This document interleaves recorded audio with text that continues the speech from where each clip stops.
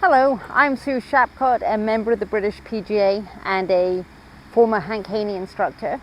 And in this video, I'm going to talk about the relationship between the hands and the club head during the takeaway.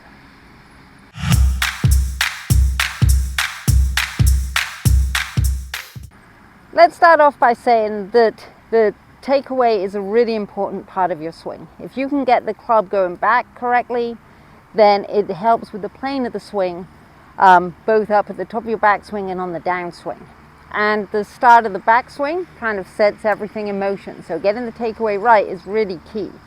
Now, the relationship between the hands and the club head. Let me tell you what I mean by that. So, in an ideal world, as the club is swinging back, then my hands are swinging back.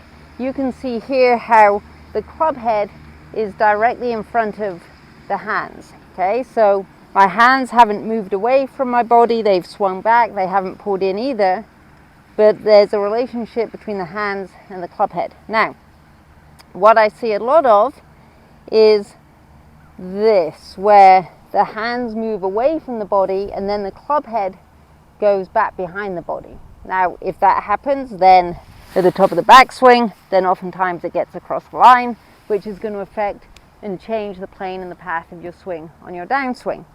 Now, I find it really useful to think that there's an inverse relationship between the hands and the club head. If my hands stay more in, the club head is going to have a tendency to stay more out.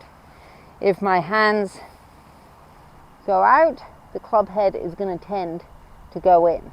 Okay, and so it's really important to distinguish which part of the club head or which part of the takeaway you're trying to work on your takeaway. And for me, I really like to imagine that the hands are just swinging back, there's a little bit of an arc to them, and the club head is staying out in front of them. Okay, so think of the relationship as being inverse, and you're trying to get the club in front of you, get it on plane, by keeping the hands in and the club head out. Okay, let's put that into practice.